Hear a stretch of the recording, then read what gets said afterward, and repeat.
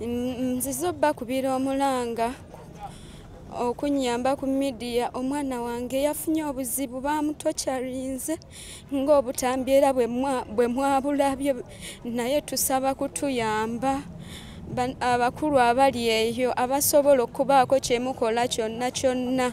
Tusaba buyambi bwammwe mikwano. Omwana we yani bamuyitana? Omwana wange ye Pretty Nicole. Wa myaka emeka? Ya 14 ne birth certificate yenjina wano.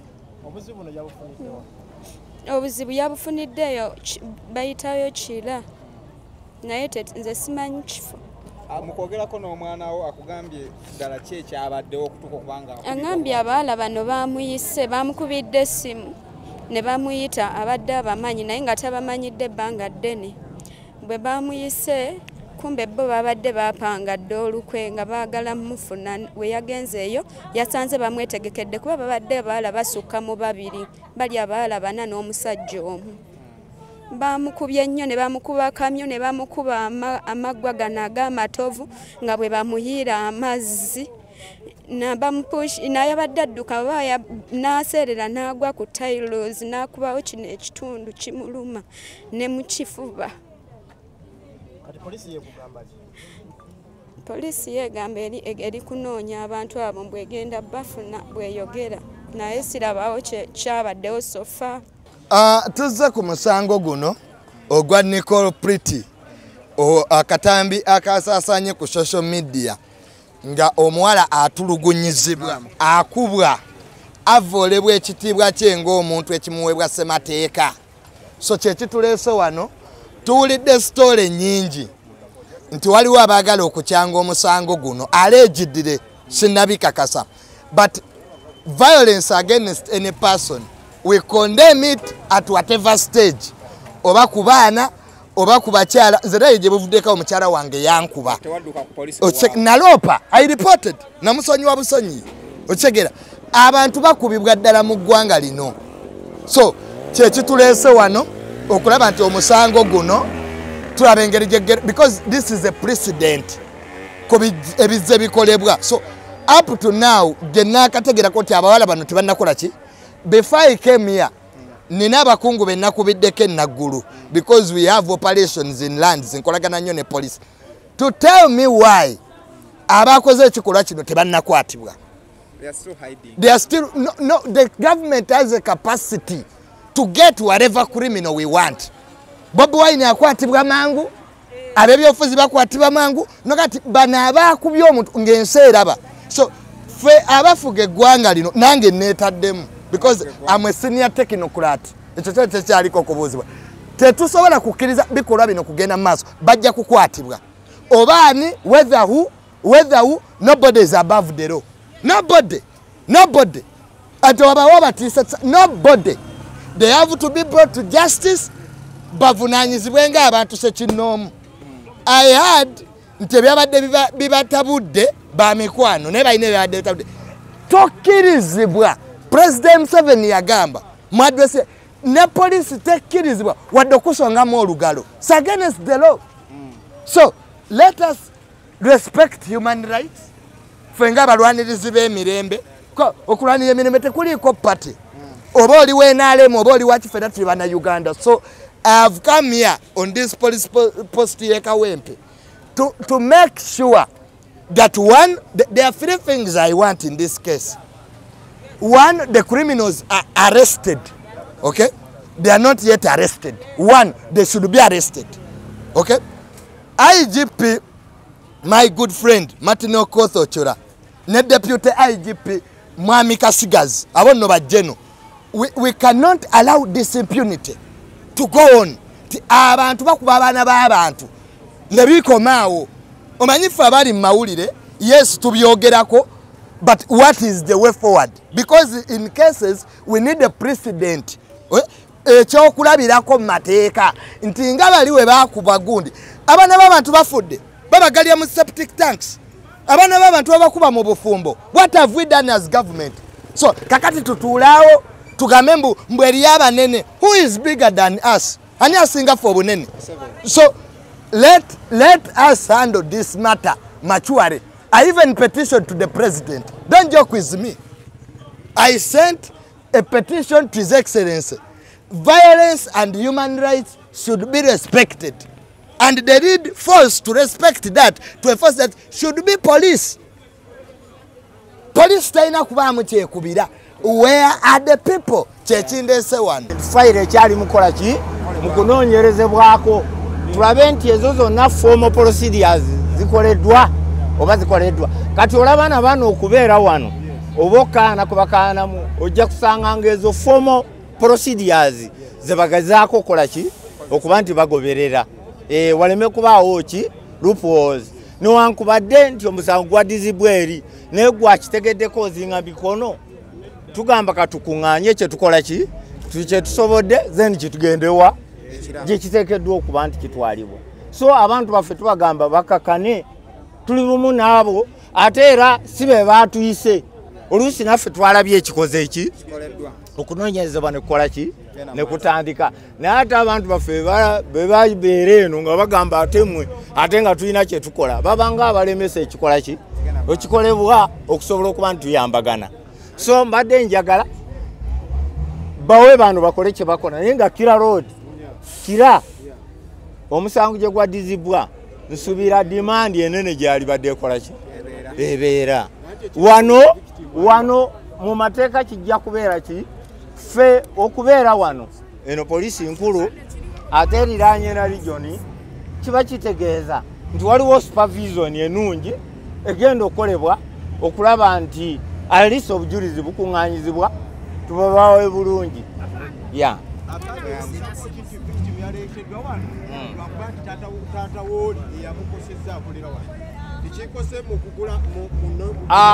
Ffe poliisi mu nkola yaffe abamenya amateeka abakozenga ye omusango takukoze lwakuba oba simanyi fact nti oba ali wano oba kiti kiina kye kigenda kukyusa era kikijja kujjawo wabula okunoonyereza kulina okukolebwa nga bwe kuteekeddwa okukola ki okukolebwa then mata ne zivaawo.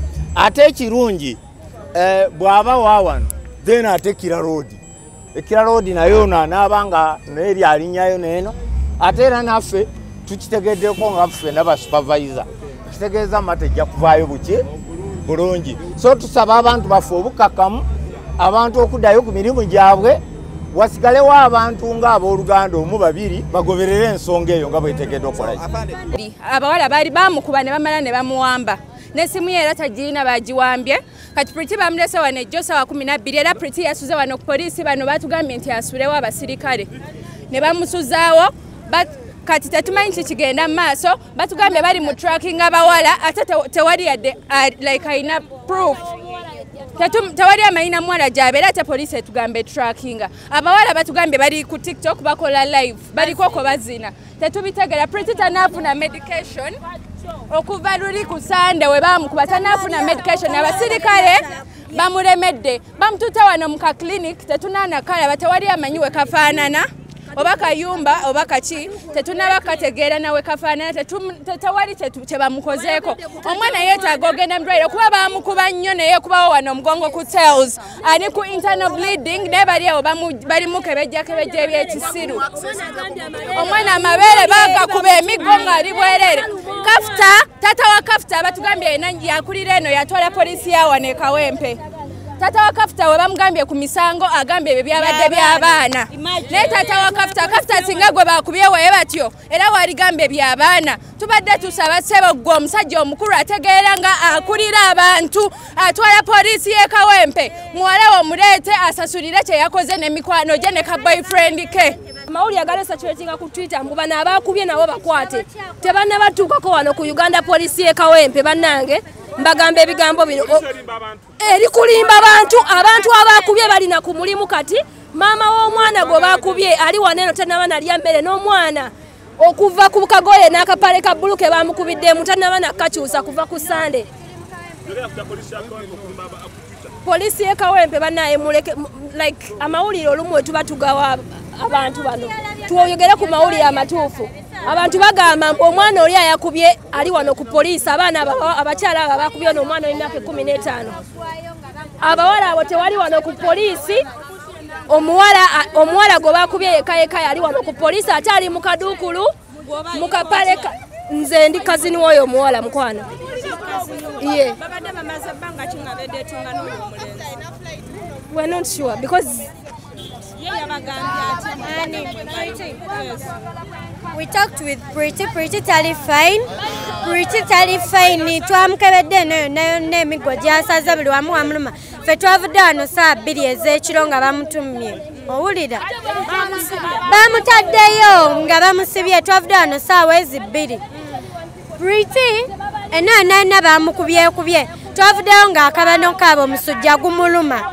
Yasuze mu mpewo tubagambye mutuwa omwana tumutwale mu ddwaliro alyoka atwale eri ewa banne kubanga yabamanyi. Babeera simanga katooke simanga kiirwa babakwesa abo abawala. Ate olwadde bano abapoliisi bakimanyi nti bali abawala babakwese. Bali mutulimba batugamba mbuno mbusimanga mbu babafunye naye batugumya kuba tetunabalabako twagala balabako waneno nga babafunye ddala kituufu tugume. Pretty twagalayo bamutwale mu ddwaliro afune obujjanjabi abawala balina osasula. Pretty adeeta dating oyo omulenzi. Pretty mukwano gwa muwala ate oyo omuwala tebamaze naye mwezi gumu nga mukwano gwe. Okitegeera n'abawala bamuwulirako obusungu kubanga omwana bamulaba alina figa mulungi buli kimu abasinga kati kyobola bamuwuliddeko obusungu. Omusajja yennyini soko sirike omusajja yennyini eyapanze olukwe ye yakubidde Pretty ng'ali w'abakazini baffe n'amukubira n'amuyita yita mangu. Kumba mpangira nti eri waliyo abawala abo bakazi be bajje bamukube kubanga era mu vidiyo ng'oziwuliriza bulungi ng'oziwuliriza bulungi. Oyo omusajja yagambye mu bulijjo ogamba mbuno baani yagambye mbuno bulijjo ogamba mbuno mukyala wange akola bino kati byogere ekiwala ne kimukuba oluyi. Okitegeera ne bajjamu engoye ne bamwambula ne bamukuba muno monna mu mabeere noyo nawe bati buli wamu wasaze empi muno we muti mwa red ng'okuba omwana muno we batyo. Twagala bali bawala twagala Pretty afune justice ate bajjanjabe Pretty ate bagina sasula n'obudde baffe bwe twonoonye wano bonna. Omuwala ono bamututte ku poli bamututte embuno mu ddwaliro bamututte mu ddwaliro tannaba kunaaba okuva ku kapale bamutwale batya mu ddwaliro nga tekuliko family member kikye baliko batuganye oyingira Pretty mbwali wano mwaka akayumba kolaba mbwako kalwalira ako tekuliko yadde muzadde yadde muganda we tekuli yadde relative gwe bakirizo oyingirawo ne Pretty tetumanyi biki be bamugamba. Akulira eno poliisi sebo nkimanyi ogenda bonda babangambye gwe taata wa Kafuta era ogambye nti ebyo byabadde by'abaana biveewo naye gwe Kafuta bamukube we batyo obirekaawo we batyo osobola obireka bwotyo nga we biri. Abantu balabye ka video nga katrendinga kiddala ekyabaddewo. You ask that to Pretty. What we know, those girls bakubye Pretty baina drama wabo waba boyfriends, stupid boyfriends. Kalenzi gwe eyabadde akwata video ogenda kwatibwa n'obwo obukazi bwo obusirusiru muyina okujjanjaba ono omwana. You must be punished for what you did. Era Kafuta oli ku live video right now on TikTok muri mukuzina n'emikwano gyo muri mukujaguza nti tewali ali mutukolako ne taata wali ali mutugamba mbu bino tubiveeko byabadde by'abaana ne really gwe saba omusajja omukulu akulira police ogamba oti ebyo bintu byabadde by'abaana omwana kate afe omanyi condition omwana gy'alimu omwana mumuyingiza mu kayumba muri mu brainwashinga muri mugamba ayogere kino na kino mwamuthreateninze already omwana bamuleese jjo regular munange nga bamuthreateninze era omwana yasoose okugaana okwogera mbu bali bagenda mukubera tetuna namugyamu information ennungi. Of course they were friends.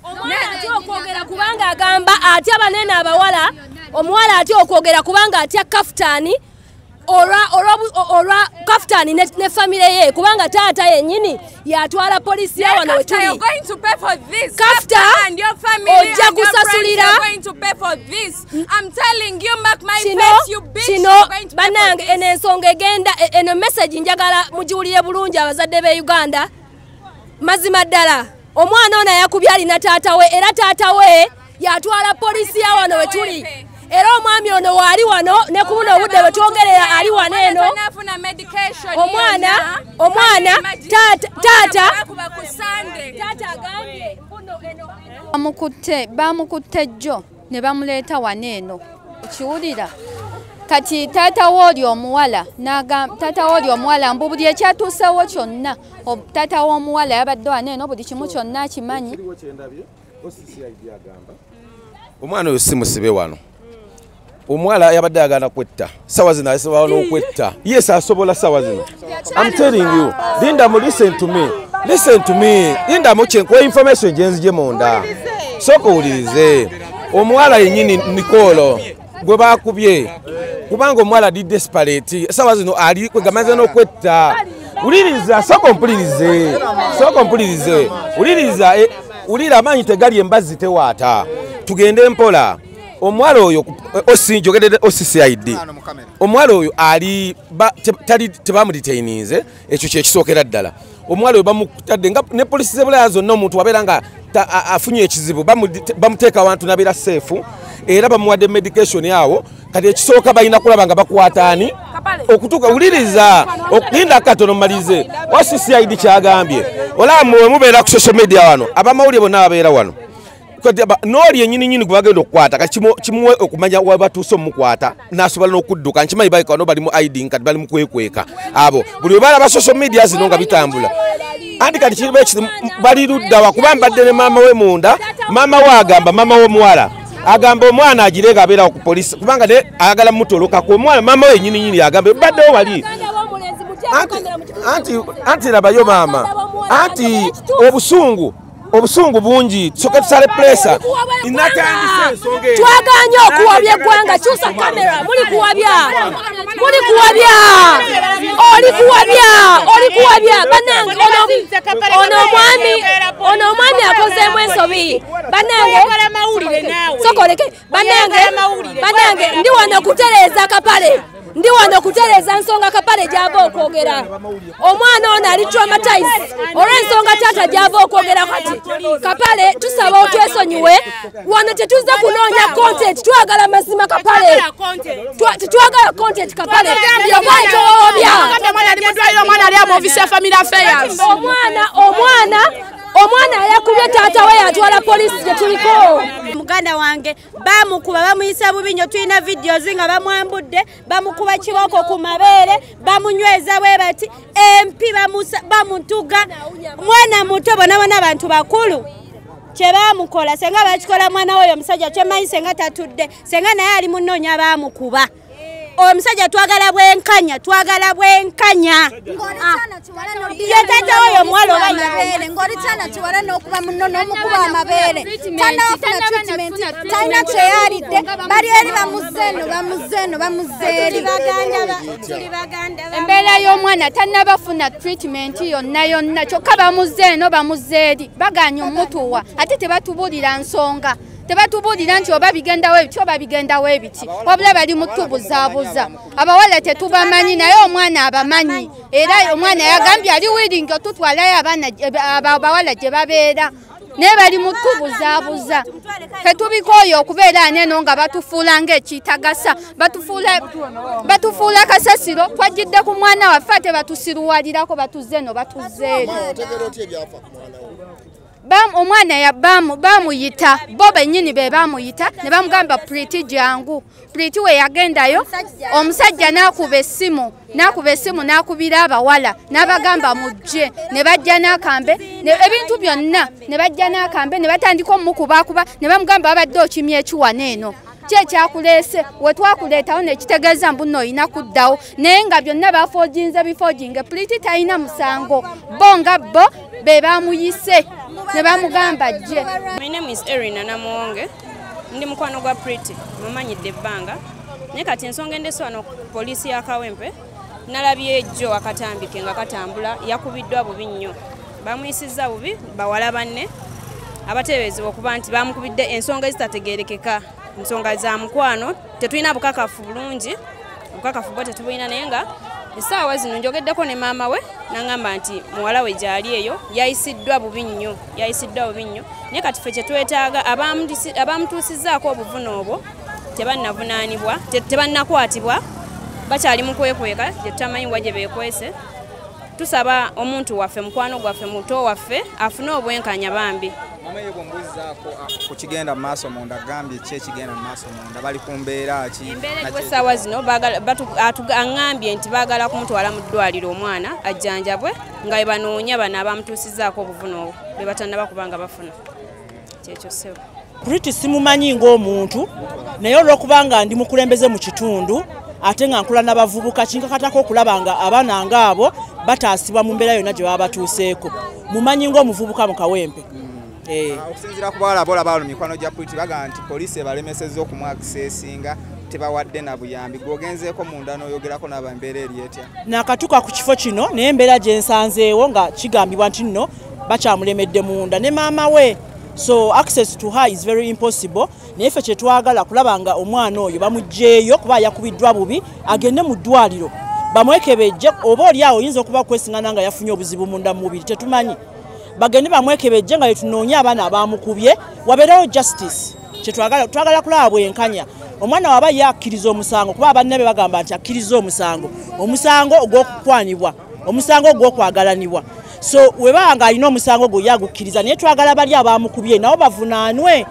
ogw'okukuba gwe twagala gwe musango omukulu waneeno nga gwe omukulembeze ate omukyalo ebikolwa bwe biti byeyongedde nnyo ensangi zino mu bawala bano abavubuka naddala n'abafumbo biki ebiviirako ebikolwa bino okulaba nga abantu batandika okwekuba bwe bati ebyabasajja ensonga enkulu bwe biba nga bituse mu byabafumbo bwavu buleesa ensonga zino nga zikutta akati abantu beekuba mu ngeri yonna wabeerawo obutakkaanya mu ngeri y'essente kugabanya ssente byakulya waka kulabirira baana kusomesa baana bireeta nnyo obutabanguko mu maka naye ate era mu bavubuka ndoza ensonga eyo nayo obwavu buleesa ekizibu ekyo wabeerawo omulenzi nga yagadde omuwala olw'ensonga emu oba endala n'omulala nga yagadde omulenzi y'omu kivaako obutabanguko kiviirako ddala obutabanguko obwavu n'embeera ey'abavubuka nga bw'ogimanyi tugambe nti abazadde beesuddeyo gwa naggamba ensangi zino ku baana baabwe tebakyabawa budde bumala kubeera nabo okulaba nga omwana w'emyaka 15 afundikira ng'ali mu bikolwa bwe biti ebyokwagalana n'amayiza nga akubiddwa nga atusiddwako ba domestic violence ekyo nakyo kituufu kuba nti abazadde nabo kati bali mu struggle abaana babalese ebbali bali mu kunoonya ssente za kusobola kubeezaawo maka gaabwe so osanga omwana w'emyaka 15 ng'ali mu kwetaasa ebibaviirako ebyo era bwavu nga bwenjogedde omwana ajja genda anoonye boyfriend ajja mugulira paadi oba oli awo ajja mutwala ku ssomero ajja mubeezaawo naye ekyemukisa omubi nti olumu abaana abamu bagwa mu bizibu ng'ebyo nga tebategedde kuba kati ng'oyo baafunye obutakkaanya wakati w'omuwala omulala agambibwa nti naye girlfriend waki w'omulenzi so naafuna obuzibu ng'obwo partly abavubuka nabo abazadde bakirekedde nnyo abaki abaana bali mu kweyiiya kubeerawo effujjo mu bavubuka kuba tulabe nga n'omulenzi ali awo awagira bakuba olyogerako ki akavidiyo ak'effujjo saakalabye nasinze kulaba buvidiyo buli mu ki okukuba okwo okw'amaanyi naye effujjo mu bavubuka kale kwegamba mweriri abamu bakozesa ebiragala ne kibaviirako okukola effujjo eryo naye mu nsonga eno gye tuliko kaakano nze njagala kulaba bwenkanya njagala kulaba bwenkanya nga bukoleddwa ku mwana oyo kubanga yakubiddwa bubi manya bamita Tamale Bakali aka Bexi Bexi ensonga za Nicole oli mukwano gwa Nicole kumpi mukola naye mu kizimbe kyekimu soko otunnyonnyola bino bina bijja kutuukawo bitya era ebbanga lyomaze ne Nicole badde ojja omulaba nga tunaana kutuuka no ku poliisi Nicole katugambe twafuka famire eriye mwana si mukozi kankiwabulemu eri kamera eyakwasibwa ewantu okubanga ayiga ebyomu ngalo tebyenviiri ninga kyekizimbe kyekimu eri abadde nga famire nti basobola omusanga awo olwewaka nti n'embula y'akasente nti yabulaabulamuuko n'asalawo mama yali teyeesobola era nga groups wozimanyi zibaawo mu baana nga owulidde she is 14 to 15 14 there aba talina kyakusalawo wabaawo n'ekimuwagaawaga ekyo Nicole abadde bulungi ku mulimu naye yajja n'adiscouraging bw'abo abaana abamukubye okumugjawo mu bigurupu ne bamutwala eyeekira gy'abadde awangaalira nabo. So mu kumutwala ffe twalowooza nti Nicole azzeeyo wa maama we. Maama tukuba essimu nti omwana takola ki? Tugezaako okumunoonya n'atubula wiiki nga 2 kuba tubadde naye. Naye ate era ng'abo abaana bamubaamu abajja nnyo ku mulimu ne bamugjawo. Tukudda ntumubuulira Nicole tambula tokola kino bw'otyo oli mwana muto olina kubeera wano oyiga kino ojja kukyenyumwikiriza mu in future. Naye ng'akulaga akitwala n'ate emyaka era nga w'ogimanyi. Tegeza dde amaze akabanga nga takola. Nga wiiki 2 ze tubadde tumunoonyezaako. So kuyingira omwaka wa happy new year. Webale nnyo mweri ebbanga lya Christmas awo. So tugenda okuwulirizaako ku banne omu yamulimba nti amufunira omulimu asooka ajje abeere nabo bo bavaamu kumbe bamupimamu byabwe mu kumutuusa babeerako naye awo bamukubisa ebbaala bakola ki bamupretendingisizza mu mbeera yonna n'ebyo bipeegi ebitrending era ebyaki ebya videos bagenze wabweru bintu bya bikini era nga bamutwala abeera naye mu videos emuzikebera aba nabo ali nabo bamudiscouraginga ku myaka egyo. Lwabadde lumu omu ku bo amutwala wa boyfriend we eyo gye bagenze wamutwala mu kuvaayo ndowooza okuteesa baddemu ne graduates nga bba abawala ne bakiisa eri wa boyfriend w'omuwala tikwata mu tricking okikubira essimu kijje ewuwo ekyo ekyana twagala tukikwatire mu nsobi nga kiri eyo ewuwo kuba nkirabalamu n'ebiiso kirabika kikwana omulenzi ng'azannya omuzannyo ne girlfriend we nga mwana atuuka nga bamukwanga n'ekippule kuba omuwala yagamuweemu n'ekintu ekiraga nti ki webale nnyo abaddewo n'okusula akole ki asula leme kwekwasa nti tuzze tumusanzeewo abadde yakatuuka bwekyabadde yasulamu n'omuwala that is a defilement okusula n'omuntu mwana muto under age bamukutte bamututte asuzeewo bano yazukka ku makya omusajja yavuga motoka agenda kukima mukyala we ne mulamu afune n'abakubi abalala bano miguya ginna abawala mu motoka webale n'okufuna emigga egyo emiyitirivu giteeka mu bbuutu kwe kuli ne kamyu gwe mwalabye kamyu azimbye tubadde naye ku poliisi munda ku cases yenna kamyu kiboko wa kamyu era omukula mu kufuluma n'emmotoka omulenzi yakwata kamera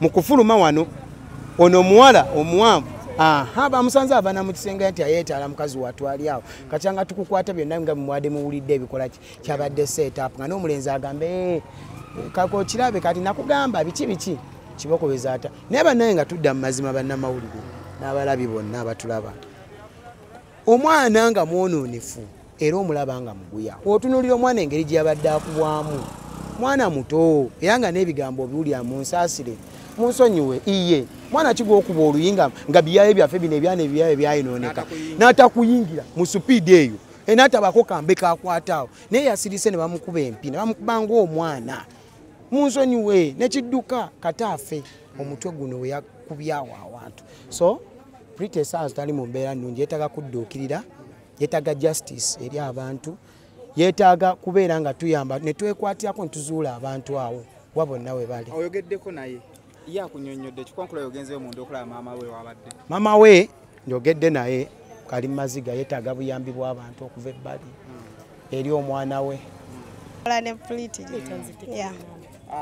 byonna ebyagenze mu maaso obadde omumanyidde ebbanga ki Pretty mumanyidde ebbanga lya myezi enaku 5 batugaye gwe abadde asinga n'omubuulirira mbadde nga maama we nga mubuulirira wakoze ensobi ne mubuulirira bwentyo ya social media byadde biraga nti omwana abadde yaguba nga yaddiba nga yaguba nga tawulira na bazadde nga yeewaggula bituufu kwenkanawa eyo bibaawo ku mwana yenna kabuvubuka akozesa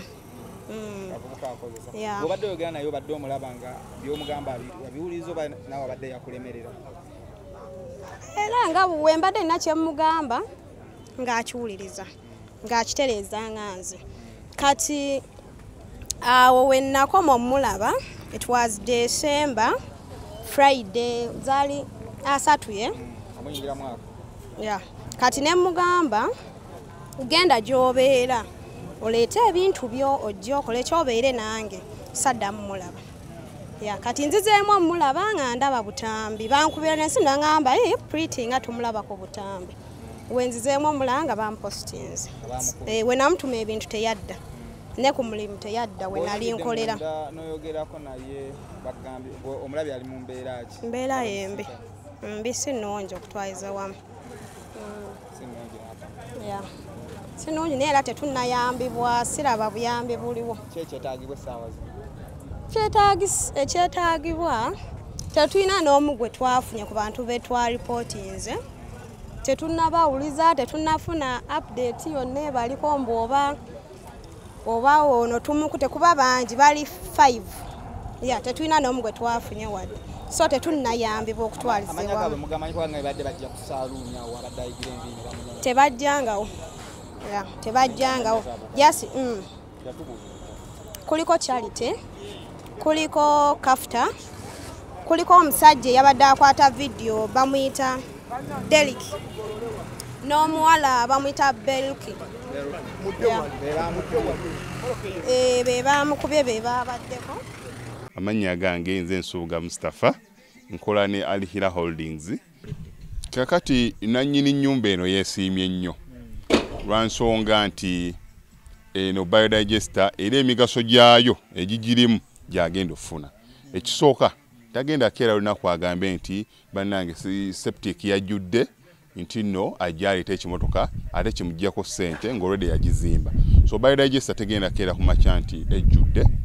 So nawe nkityo ogwo mugaso gwe gusinga kubanga eri gundi yaffe twagikolanga naye ate era still ng'ejja n'ekulya lwansonga nti ebeera etuuka n'ejjula so etuuka ng'esigala ekulya wadde ng'ate wagiteekamu ssente yo nnyingi.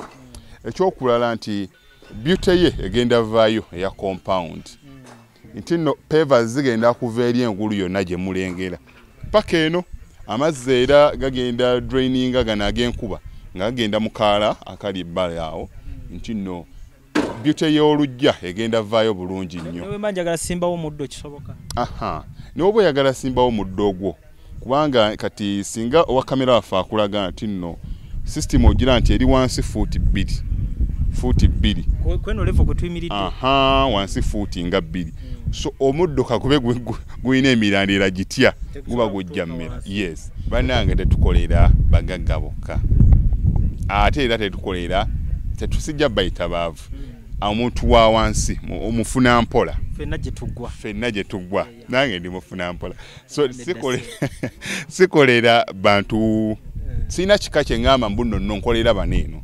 Wabula buli omu era buli omu nga bwozze bwe tukola ki bwe tukwata. Kati Alihira Holdings Uganda Limited tusangibwa Kamoocha Prince Charles Drive plot 45.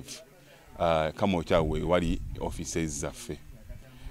Tuyina namba z'amasimu esooka ya Airtel 07017669992 neya MTN 0789224230. Abasinga batumanyira mu biodigester kuba bwe tuvudde nnyo mu kamera naye nga baklanti baffe abapya n'abakadde bagenze bakitegeera nti no ne general construction yenna mwetuli.